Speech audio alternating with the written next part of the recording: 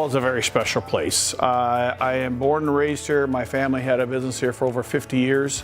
I'm a local realtor for almost 20 years. I'm also Port commissioner. My wife and I have raised 5 kids in Walla Walla. All of them have gone through the Walla Walla School District system. I have 2 actually still. We have Annika as a junior and Keldon as a senior.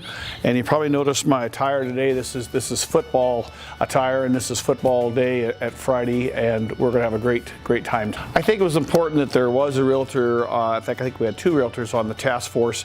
One of the things that I see when new people come to Walla Walla is they look at the town, but also one of the most important things they look at is the school systems. How are the school systems taken care of? How are the schools taken care of? And on the task force, we were on it almost 2 years, did lots of studies, did lots of tours, went to lots of places to try to find the best combination for Walla Walla.